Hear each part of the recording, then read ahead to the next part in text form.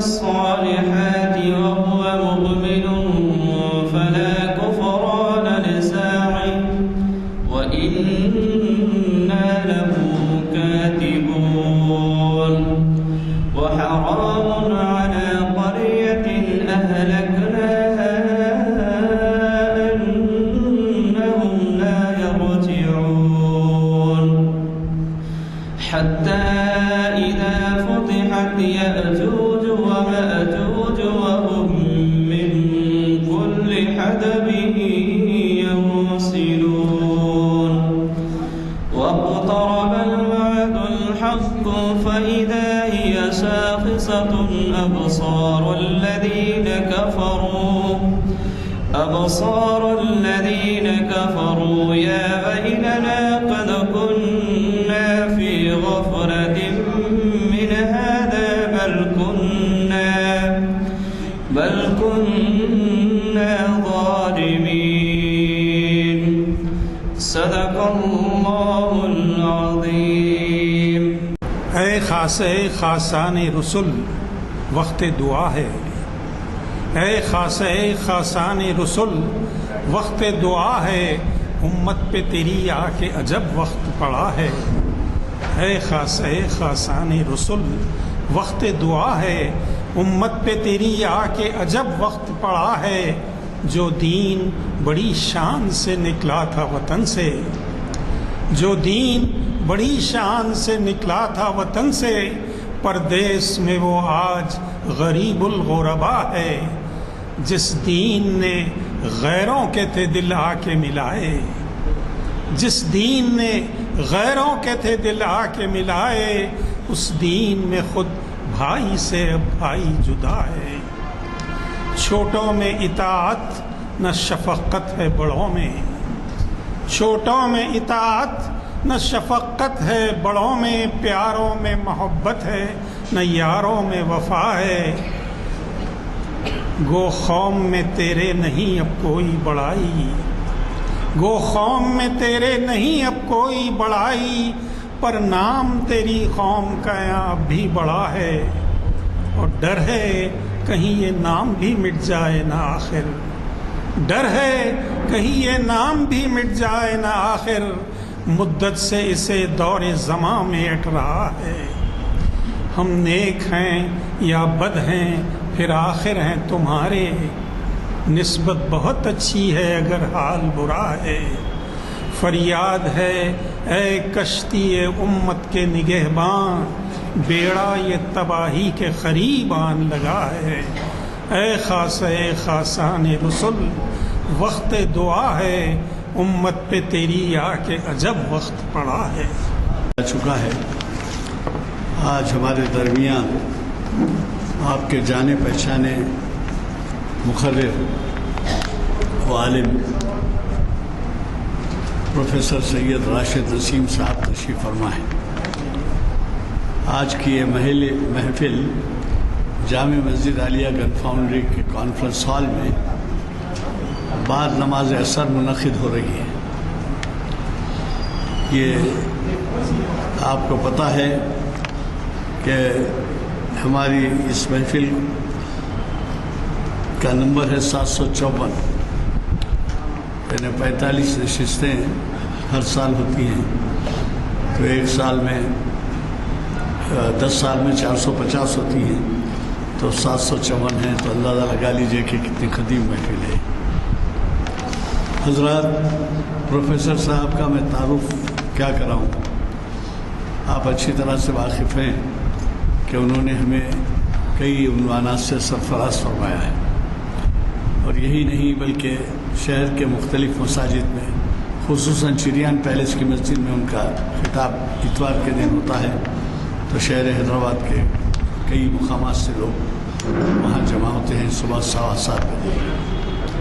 اور یہی نہیں بلکہ ان کو بیرون شہر، بیرون ریاست، بیرون ملک بھی بلایا جاتا ہے۔ اب یہ کل ہی کی بات ہے کہ ایک صاحب نے اخبار میں دیکھ کر سیاست میں مجھ سے کہا کہ صاحب یہ آپ اخبار میں تو دے دیے ہیں وہ دلی میں ہے، تو میں نے کہا وہ دلی میں نہیں ہیں، دلی سے آ رہے ہیں، راستے میں ہوں گے اور پہنچ جائیں گے یہ اخبار میں ہونا ضروری ہے کیونکہ اب کئی لوگ منتظر رہتے ہیں اعلان کے. چنانچہ یہی ہوا. ابھی میں ان سے دریافت کیا تو پتہ چلا کہ وہ کل رات تشریف لائے اور آج ہمارے یہاں حسب وعدہ وہ یہاں پر تشریف لا چکے ہیں. حضرات، ایسے بڑے اسکالرس کو سننے میں ہمیں بہت سی باتوں کا اعادہ ہوتا ہے، یادیں رہ جاتی ہیں، عمل کی طرف کچھ حرکت میں آتے ہیں. اب آپ اندازہ لگائیے، اصلاح باطن ایسا عنوان کبھی نہیں دیا گیا یہاں پہ. اور اصلاح باطن میں آپ سنیں گے ان کو کہ وہ جو ہے شریعت کی روشنی میں اصلاح باطن کیا معنی ہیں اور شریعت کی کہاں خلاف ورزیاں ہوتی ہیں، کیسے ہیں. بہرحال میں زیادہ آپ کا وقت لیے بغیر صرف یہی کہوں گا کہ جامعہ مسجد عالیہ گڑھ فاؤنڈری میں بعد اثر ہونے والی نشست ہمیشہ کی طرح آج بروز پیر منعقد ہو رہی ہے اور اس سے مخاطب کر رہے ہیں، جیسے میں نے پہلے کہا ہے، پروفیسر سید راشد نسیم ندوی صاحب. میں ان کا زیادہ وقت لیے بغیر گزارش کرتا ہوں کہ وہ شہ نشین پر تشریف لائیں اور ہمیں اپنے خیالات سے استفادے کا موقع دیں.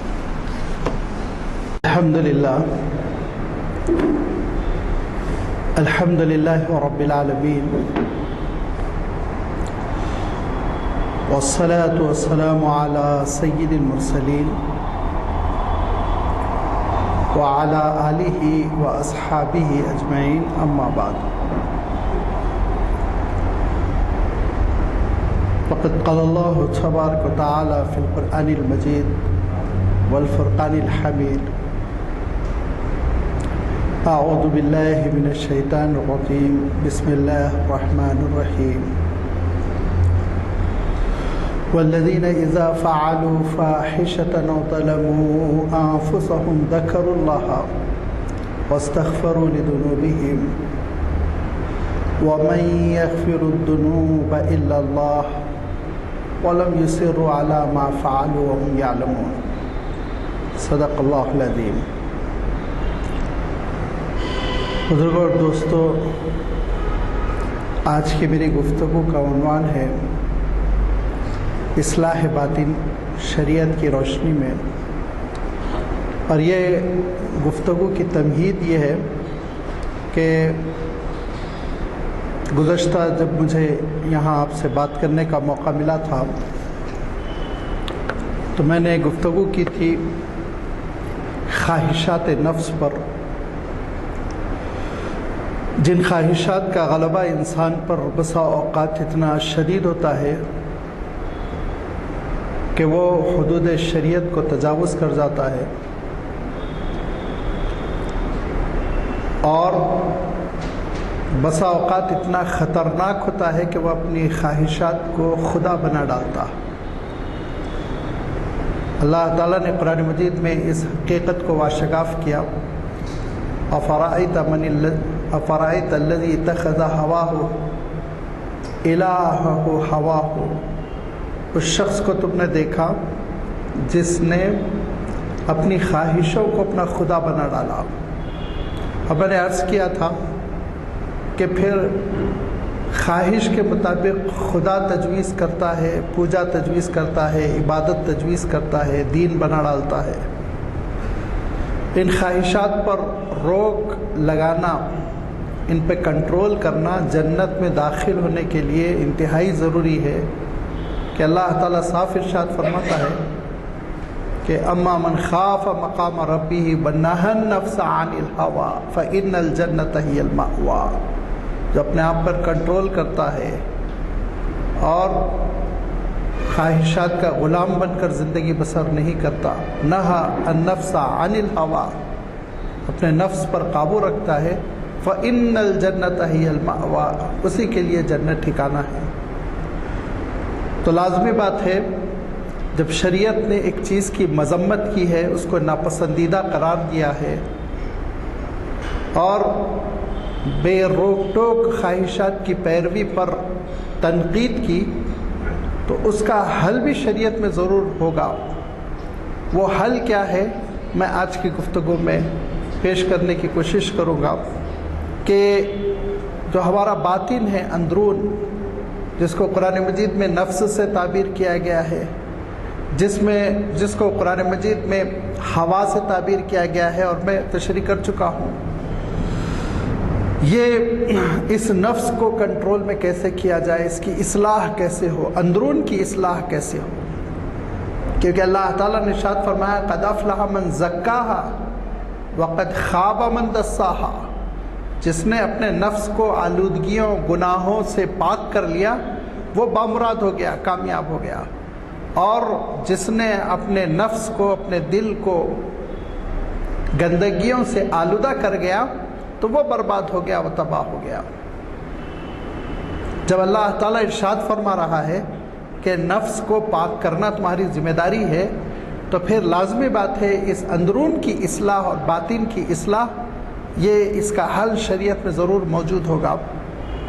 اندرون کو عربی میں باطن کہتے ہیں، آپ جانتے ہیں، لہذا اللہ تعالیٰ نے اندرون کی اصلاح کے لیے، دل کی اصلاح کے لیے، قلب کی تطہیر کے لیے، نفس پر کنٹرول کرنے کے لیے جو سب سے اہم بات ارشاد فرمائی، اس کا میں نے اشارہ کر دیا قرآن مجید کی اس آیت سے جس کی آغاز گفتگو میں نے تلاوت کی۔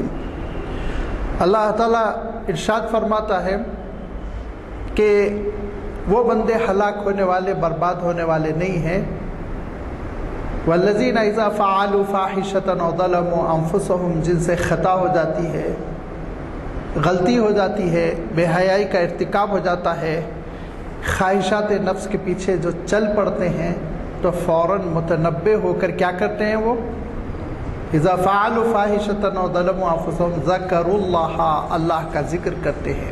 نمبر 1، ہم اپنے باطن کی، اپنے اندرون کی جو اصلاح کریں گے، اس میں سب سے اہم بنیادی رول ادا کرنے والی چیز وہ اللہ تعالیٰ کا ذکر ہے۔ اب اللہ تعالیٰ کا ذکر آپ جانتے ہیں قرآن مجید کی تلاوت کے ذریعے ہو سکتا ہے، اللہ تعالیٰ کا ذکر حضور اکرم صلی اللہ علیہ وسلم پر درود پڑھتے ہوئے ہو سکتا ہے، اللہ تعالیٰ کا ذکر سبحان اللہ و بحمدہ سبحان اللہ العظیم کہتے ہوئے ہو سکتا ہے، اللہ تعالیٰ کا ذکر لا الہ الا اللہ کہتے ہوئے ہو سکتا ہے۔ اس کی مختلف شکلیں ہیں، ان کا احاطہ میں یہاں نہیں کر سکتا، لیکن اللہ تعالیٰ کا ذکر یہ بنیادی عنصر ہے، اہم ترین اساسی چیز ہے انسان گناہوں پر قابو رکھنے اور اپنے آپ کو کنٹرول میں رکھنے کے لیے جب کوشش کرتا ہے اس وقت۔ لہذا اللہ کے رسول صلی اللہ علیہ وسلم کے پاس ایک صحابی آیا اور انہوں نے کہا شریعت کے احکام تو بڑے لمبے چوڑے ہیں، میں دیہات سے آیا ہوں، گاؤں کا رہنے والا ہوں، بادیہ نشی ہوں، لہذا اگر آپ مجھے فہرست دیں گے نیکیوں کی، گناہوں کی، ان سے بچو، ان سے نہ بچو، ڈو اینڈ ڈونٹس جس کو آپ کہتے ہیں، تو میں سیدھا سادہ آدمی ہوں دیہات کا، میں اس کو محفوظ نہیں رکھ پاؤں گا۔ اور یہ بھی ہم ذہنوں میں رکھیں، اس زمانے میں نہ پیپر ہے نہ پین ہے، ایسے ہی یادداشت کی بنیاد پر کام چلتا تھا۔ تو وہ صاف صاف کہتے ہیں کہ اے اللہ کے رسول، مجھے ایسا نسخہ بتائیے جو بہت مختصر ہو اور میرے لیے کارآمد ہو۔ تو اللہ کے رسول صلی اللہ علیہ وسلم نے جو بات ارشاد فرمائی وہ حدیث کی صحیح کتابوں میں ریکارڈ ہے۔ آپ نے فرمایا لا یزال لسانک رطبا بذکر اللہ، تمہاری زبان ہمیشہ اللہ کے ذکر سے تر رہے، بس تم اتنا سن لو، یاد کر لو، جاؤ چلے جاؤ۔ تو یہ اللہ تعالیٰ کا ذکر، جب انسان غلط راہ پر چلنے لگتا ہے، جس کو قرآن مجید میں اللہ تعالیٰ نے ارشاد فرمایا کہ شیطان کا جب انسان کے اوپر اٹیک ہوتا ہے، وہ بھٹکاتا ہے، غلط راستے پہ چلا پڑتا ہے، تو جو نیک بندہ ہوتا ہے فوراً متنبہ ہوتا ہے، اللہ کو یاد کرتا ہے، لا حول ولا قوت الا باللہ پڑھتا ہے، اشہد ان لا الہ الا اللہ پڑھتا ہے، وہ پڑھتا ہے اللہم صلی علی رسولک، وہ کوئی ایسی چیز استغفر اللہ وہ کہتا ہے، اور پھر فوراً وہ متنبہ ہو کر اس راستے سے ہٹ جاتا ہے۔ اور ارشاد فرمایا جو شیطان کے چیلے ہوتے ہیں وہ اسی راستے پہ آگے بڑھتے چلے جاتے ہیں غفلت کے ساتھ، غافل، اللہ کے ذکر سے محروم، وہ ابلیس کی فتنوں کے شکار ہوتے چلے جاتے ہیں۔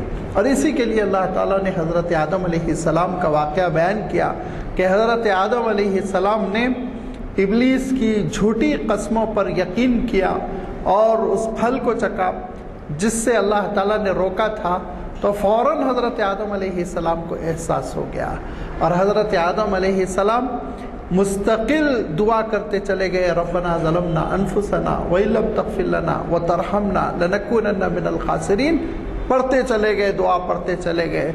पता नहीं लाखों मरतबा पढ़ी या करोड़ों मरतबा पढ़ी, क्योंकि रिवायतों में तो ये आता है कि सालों गुजर गए हज़रत आदम यही दुआ पढ़ते रहते थे, यहाँ तक कि अल्लाह ताला ने कहा कि ए आदम, हम आपकी इस नदामत को कबूल करते हैं और हम आपको नबी बनाते हैं और आपके साथ हम खैर का मामला करते हैं, आपको हम सारी आने वाली नस्ल इंसानी का जद्द अमजद बनाते हैं। हज़रत आदम अलैहिस्सलाम के मकामात बुलंद होते चले गए। आप यही नहीं बल्कि अल्लाह ताला ने कुरान मजीद में कई नबियों के वाक़यात का तज़किरा फरमाया। अगर हमारे जहन में ये नुक्ता और ये हकीकत ना हो तो हम उन वाक़यात की हकीकत को नहीं समझ सकते कि क्यों अल्लाह ताला ने नबियों के सिलसिले में ये वाक़या बयान फरमाया कि हज़रत नूह अलैहिस्सलाम अपने बेटे की नजात की दुआ कर कर इस्तिग़फ़ार कर रहे हैं, हज़रत यूनुस अलैहिस्सलाम मछली के पेट में इस्तिग़फ़ार कर रहे हैं, हज़रत दाऊद अलैहिस्सलाम दरबार शाही में सजदे में गिर के इस्तिग़फ़ार कर रहे हैं, हज़रत सुलेमान अलैहिस्सलाम जिनों और इंसानों पर मिल्कियत हासिल करने के बाद अल्लाह के दरबार में गिरे हुए सजदे में इस्तिग़फ़ार कर रहे हैं। यहाँ तक कि अल्लाह ताला ने हुज़ूर अकरम सल्लल्लाहु अलैहि वसल्लम के सिलसिले में भी ये बात इरशाद फरमाई कि अगर हमारा एक साबिक़ा फ़ैसला ना हो गया होता और आपका इस्तिग़फ़ार ना होता, नदामत ना होती, तो फिर इस उम्मत के लिए भी पकड़ आती। ये वाक़यात क्यों हैं? सिर्फ़ इसलिए ये बताने के लिए कि ए इब्ने आदम, ख़ता तो सबसे होती है लेकिन अल्लाह को याद कर लो, अल्लाह को याद कर लो, ज़करुल्लाह वस्तग़फ़रू लिअन्फुसिहिम, और फिर इस्तिग़फ़ार करो, तौबा करो। नदामत के आंसू तुम्हारी आंखों में क्या आ जाएंगे कि रहमत के बादल तुम पर छा जाएंगे। ये अल्लाह ताला ने ताकीद की। लिहाजा जब हम पर हमला हो जाए, किसका? बुरे ख़यालात का, वसवसों का, ख्वाहिशात के पीछे चलने के लिए शैतान की दावत और शैतान मजबूर कर रहा हो, तो हम फ़ौरन अल्लाह ताला की जानिब रुजू हो जाएं। ये पहली तदबीर है कि हम ख्वाहिशात के बंदे नहीं बनेंगे, इंशाअल्लाह अल्लाह के बंदे बनकर रहेंगे। अल्लाह को हमेशा याद रखें। इस सिलसिले में एक हुज़ूर अकरम सल्लल्लाहु अलैहि वसल्लम की बशारत है। वो बशारत में आपको अभी एक और दूसरी जो तरकीब है वो भी बताते हुए, दूसरा जो हल है वो भी बताते हुए सुना दूंगा कि मलाइका कैसे घूमते हैं ज़मीन पे, कैसे चक्कर काटते हैं और अल्लाह के दरबार में क्या मारूज़ा करते हैं।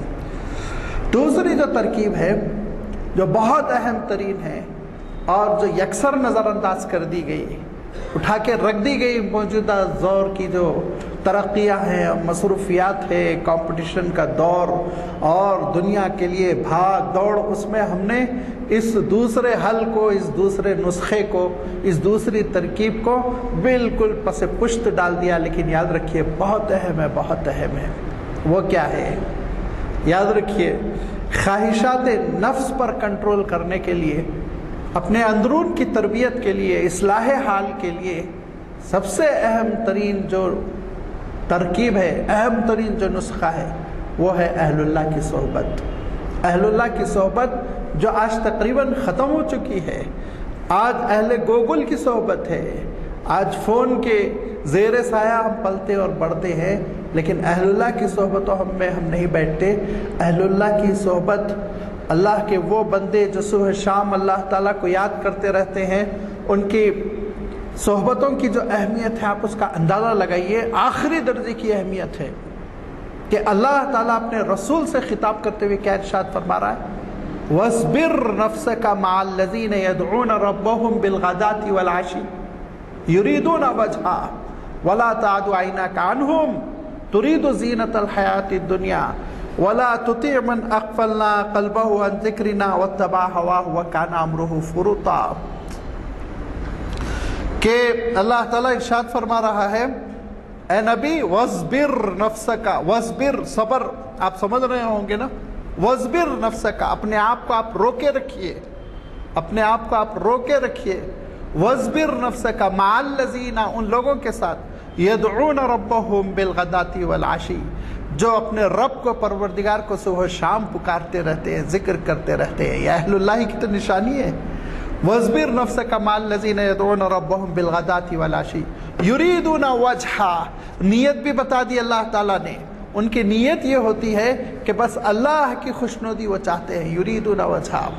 और आप ऐसे अपने आप को थामे रखिए और इन अल्लाह के नेक बंदों और सईद नफूस के साथ रहिए कि वला तादु आइना का अनहुम। कोई तर्जुमा उठा लीजिए, अभी आप ऊपर जा सकते हैं, कोई भी तर्जुमा आप ले लीजिए कि अल्लाह ताला इरशाद फरमा रहा है आप अपनी आँखों को भी उनसे ना फेरिए, दूसरों को देखिए भी मत, इन्हीं को देखिए। अल्लाह वालम वला तादु आइना का अनहुम तुरीदु ज़ीनतल हयाती दुनिया।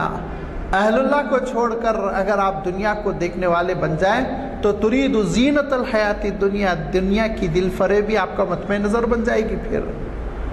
और हरगिज़ आप उनकी कोई रियायत न कीजिए जिनके दिलों पर मोहर लगी हुई है। वत्तबा हवाहु, जो ख्वाहिशात का बंदा है, जो ख्वाहिशात के बंदे हैं, उनकी सोहबतों में आप न रहें, उनके साथ आप न रहें। अल्लाह के रसूल सल्लल्लाहु अलैहि वसल्लम की एक अदना सोहबत इनकलाब ला देती है, लेकिन अल्लाह के रसूल सल्लल्लाहु अलैहि वसल्लम को अल्लाह ताला खुद ताकीद कर रहा है। जिसका मतलब क्या है? इसका मतलब यही है, इसकी अहमियत हम समझें कि जब रसूल को ताकीद की गई तो अदना उम्मती के लिए कितनी अहमियत है।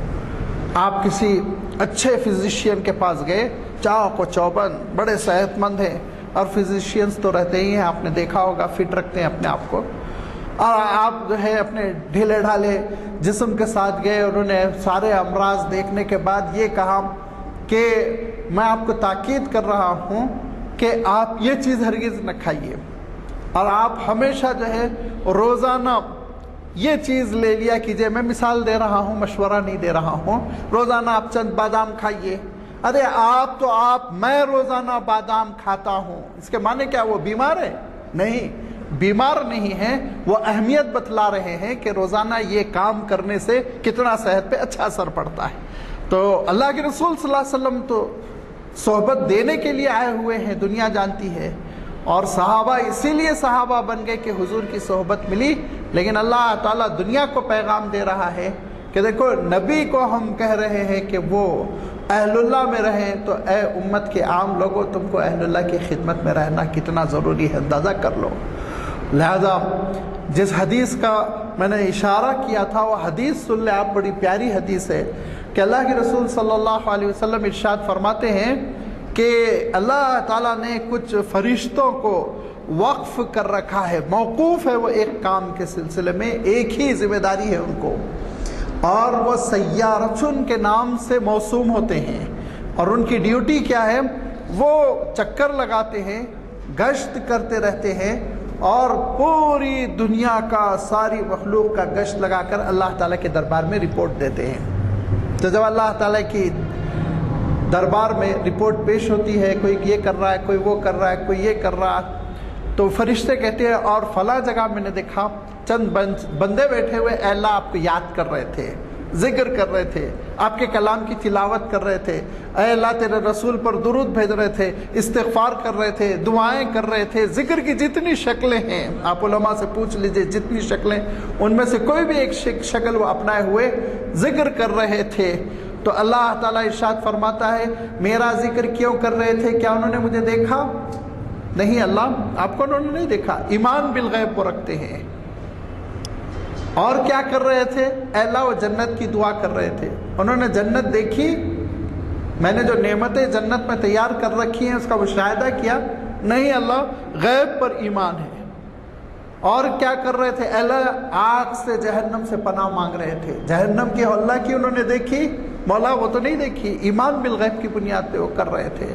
तो अल्लाह ताला इरशाद फरमाएगा, ऐ मेरे फरिश्तों, मेरे जलाल की कसम, मेरी इज्जत की कसम, तुम गवाह रहो कि मैं ये ऐलान करता हूँ कि जिस बिन देखी जहन्नम से वो पनाह मांग रहे हैं, और जिस बिन देखी जन्नत के सिलसिले में वो सवाल कर रहे हैं, वो मैं उनको अता कर रहूँगा, ये मेरे जलाल की कसम है। तो फरिश्ते कहेंगे, ऐ अल्लाह, एक मसला है, उसमें कुछ लोग ऐसे थे, दो चार, जो पानी पिलाने के लिए ये शतरंजी बिछाने के लिए, माइक लगाने के लिए, वो उनके साथ बैठे हुए हैं, वो खुद जिक्र नहीं कर रहे हैं, उनके साथ बैठे हुए। तो अल्लाह ताला इरशाद फरमाता है कि हुम कौमुन ला यश्का जलीसुहुम, ये वो सोहबत है कि इनकी सोहबत में बैठने वाले को भी मिलेगा, इनकी सोहबतों में भी बैठने वाले को मिलेगा। बैक वक्त इस हदीस में हुजूर अकरम सल्लल्लाहु अलैहि वसल्लम का ये सही इरशाद आपको बुखारी शरीफ में मिलेगा, मुस्लिम शरीफ में मिलेगा, आप तलाश कर लीजिए कि बैक वक्त इसमें खुशखबरी दे दी गई, किसको? जिक्र करने वालों को, अहले जिक्र में बैठने वालों को भी। ये है सोहबत का असर।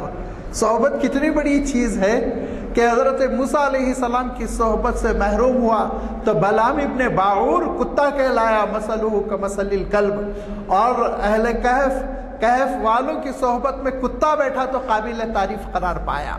यह है सोहबत, जिससे महरूम हो गया, इंसानियत खो दी और कुत्ते को वो नेमत मिल गई तो कुरान पाक में उसकी तारीफ हो गई।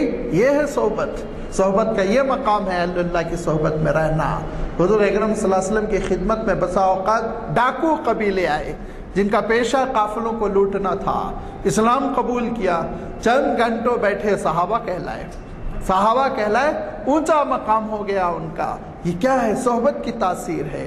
लिहाजा हमने अल्लाह वालों से सुना है कि एक हदीस का तर्जुमा तुम लोग महदूद करते हो कि अल-आइन हक़्क़ुन, नज़र ये हक है। तो हम समझते हैं नज़र लगना, बीमार हो जाना, सेहत को नज़र लग गई, खूबसूरती को नज़र लग गई। उस अल्लाह वाले ने कहा ये 50% तर्जुमा है। अल-आइन हक़्क़ुन, जहाँ बुरी नज़र हक है वहीं अच्छी नज़र भी हक है। अहलुल्लाह की नज़रों में बैठोगे तो उनकी जो नज़रें काम करेंगी उससे तुम्हारी तरबियत होगी, तुम्हारे बातिल की इस्लाह होगी, तुम्हारा जो बातिन अंदरून है, कल्ब है, वो कल्ब की तत्हीर होगी, उसकी वजह से तुम्हारे अंदर एक नई कैफियत पैदा होगी। लिहाजा मैं एक तो छोटे से वाक़यात पर अपनी गुफ्तगू ख़त्म करता हूँ कि अहलुल्लाह कैसी तरबियत करते हैं, अहलुल्लाह कैसे पहचानते हैं शख्सियतों को, हम गौर भी नहीं कर सकते। अल्लाह वालों के पास पहुँचने के बाद वो हमारी कैसे तरबियत कर देते हैं कि गैर शऊरी तौर पर समझ भी नहीं सकते हम, हमारी तरबियत हो रही है। लिहाजा एक पहले मैं मौलाना अली मियाँ साहब का वाक़या बयान कर दूं कि मौलाना 16 साल की उम्र में लाहौर गए। वहाँ एक बड़े बुज़ुर्ग थे मौलाना गुलाम मोहम्मद दीनपुरी रहमतुल्लाह अलैह, साहिब कश्फ, बड़े अल्लाह वाले।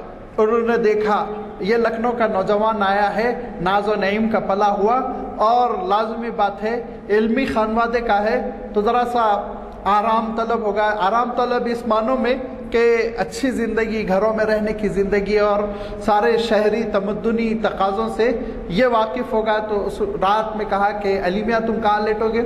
इधर उधर देख के कहा जाओ वो कुएँ के मुंडेर पे लेट जाओ। कुएँ के मुंडेर पर, अब आजकल कुएँ नहीं है, ज़रा समझना मुश्किल, बौली के अतराफ़ एक दीवार हुआ करती थी, उस दीवार पे मौलाना को 16 साल की उम्र के नौजवान को उन्होंने रात में सुलाया। मौलाना लिखते हैं कि वो रात मेरी आखिरी रात थी कि मैं गफलत की नींद सोता, उसके बाद से फिर मैं हमेशा बेदार नींद सोता हूँ कि वक्त तहज्जुद तो नहीं हो गया, वक्त तहज्जुद तो नहीं हो गया। पूरी ज़िंदगी के लिए तरबियत कर दी। अब ख़ुद आप मौलाना अली मियाँ साहब का वाक़या सुनिए कि उनके पास एक बड़े तालीम में याफ्ता साहब आए, प्रोफेसर हैं वो, यूनिवर्सिटी के, इंतकाल हो गया उनका। वो आए, आने के बाद बयात की, मौलाना की खिदमत में रहे 3-4 दिन। वापस होने लगे तो मौलाना से कहा कि सारे ज़िक्र रज़कार जो आपने बताया मैं वो पाबंदी से करूँगा। नमाज का अल्हम्दुलिल्लाह पाबंद हूँ, जमात से नमाज नहीं पढ़ पाता हूँ, जमात मेरी बहुत छूटती है, तो ज़रा इस मामले में मुझे आप नरमी दे दीजिए। तो उन्होंने कहा ठीक है, अच्छी बात है, आपको जमात की नरमी है, मगर एक जमात छूटने पर आप 1 रुपया खैरात करें। तो हम लोगों ने सोचा 1 रुपया, 1 रुपये की क्या हैसियत होती, ज़रा सोचिए आप। बात आई गई होगी 2-4 साल बाद वो प्रोफेसर साहब से फिर मेरी खुद मुलाकात हुई। मैं छोटा था लेकिन शऊर था मुझे। तो उन्होंने ये कहा, उनके अल्फाज है कि उस दिन से आज तक मेरी जमात नहीं छूटी। मैं बहुत हैरान हो गया। मैं अपने वालिद साहब से तहकीक किया, मेरे वालिद साहब भी प्रोफेसर थे और उनके ये हल्के अहबाब में थे। मैंने वालिद साहब से तहकीक करते हुए पूछा कि क्या बात है कि इनकी जमात नहीं छूटी, ऐसी क्या बात हो गई? तो वालिद साहब ने हंसते हुए कहा असल में ये बहुत गायब दर्जे के किफ़ायत शार है, ये 1 रुपया खर्च नहीं कर सकते। अब मैं किफ़ायत शार का तर्जुमा कैसे करूँ? वो बड़े कंजूस थे असल में। کہ وہ 1 روپیہ خرچ کرنا ان کے لیے مصیبت تھی، تو 1 روپیہ بچانے کے لیے وہ جماعت کے عادی ہو گئے۔ یہ ترکیبیں دیکھیے اللہ والوں کی، ڈگر پر لا دینا اور اندرون کی تربیت کر دینا، اللہ تعالیٰ سے جوڑ دینا، یہ کیفیت ہوتی ہے اللہ والوں کی کہ دل کی انگیٹھیوں کو وہ گرم کر دیتے ہیں، دل کی انگیٹھیوں کو وہ ایسا گرم کر دیتے ہیں کہ اس سے سارے جسم کو ایمان کی حرارت ملتی چلی جاتی ہے۔ لہذا اصلاح باطن کے لیے، اندرون کی اصلاح کے لیے، قلب کی اصلاح کے لیے بڑی بڑی شخصیتوں کو ضرورت پڑی۔ امام غزالی رحمۃ اللہ علیہ نے احیاء العلوم جیسی تہلکہ مچا دینے والی کتاب قلم بند کی، لیکن دل تھا کہ بے چین تھا، دل تھا بے چین تھا۔ جب وہ اپنے پیر کے پاس پہنچے تو پھر ان کے دل کو اطمینان ملا۔ اور آپ جانتے ہیں کہ مولانا رومی ان کا کیا عالم تھا کہ علامہ اقبال پیر رومی کہہ کے ان کو کتنا ان سے، ان کے خیالات سے اقتباس کرتے ہیں، استفادہ کرتے ہیں۔ وہ پیر رومی اس وقت تک پیر رومی نہیں ملے جب تک کہ شمس تبریز کی صحبت میں نہ پہنچ گئے۔ اور پھر آپ آگے لے کے جائیے تو پھر بکریوں کے رکھوالے، اونٹوں کے چرواہے حضور اکرم صلی اللہ علیہ وسلم کی صحبتوں سے کیا مقام پا گئے، آپ تاریخ اٹھا کر دیکھیے۔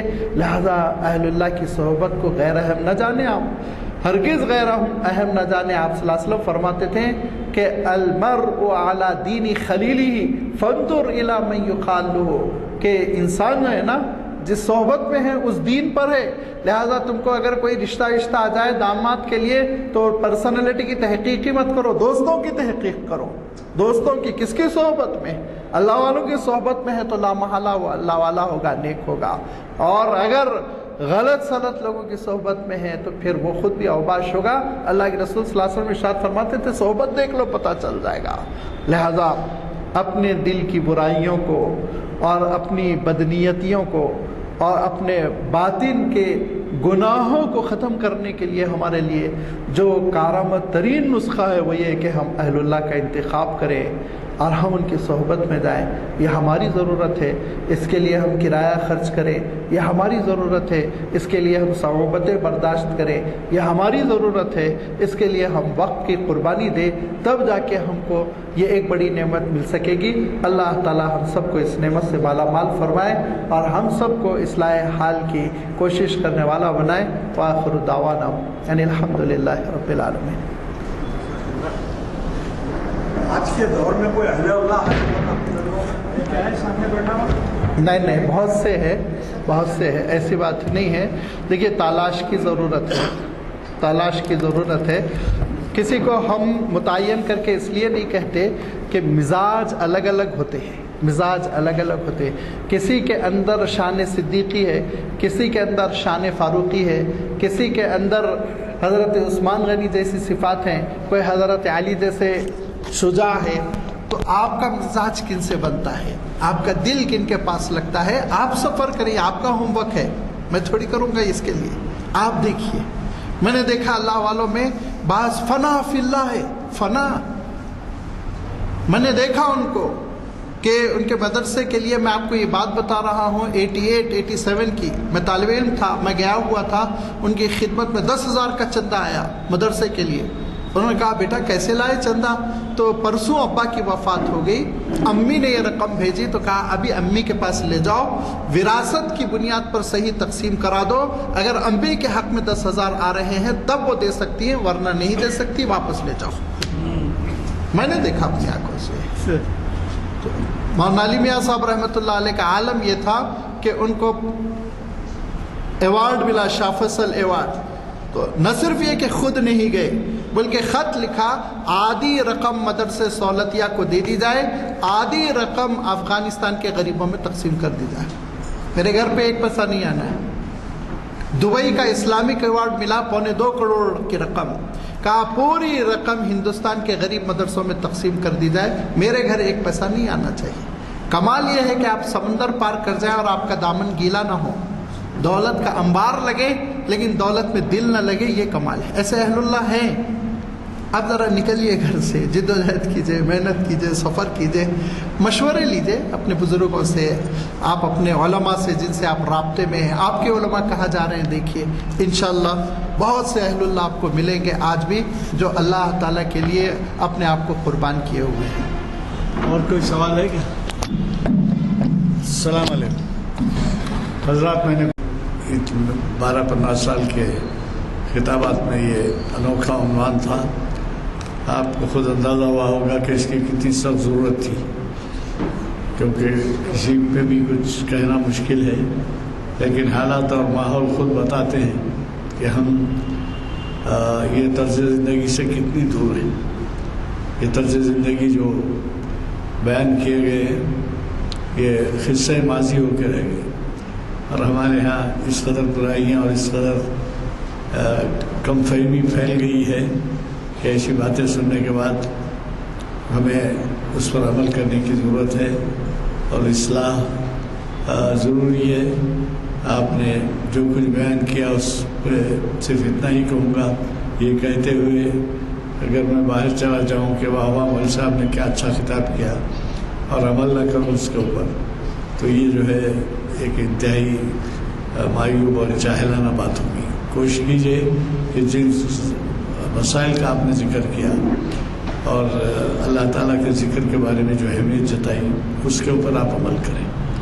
میں دعا کی گزارش کرتا ہوں اور آپ سے اتنی خواہش کرتا ہوں کہ چہارشنبے کے دن ضیاء الدین نیر صاحب کا خطاب ہے، اہم عنوان ہے، ضرور تشریف لائیں اسی مقام پر اسی اوقات میں، اور عنوان آپ کو بتا دیا گیا ہے، محافل کے پرچے آئے ہیں، پرچے لیتے جائیے۔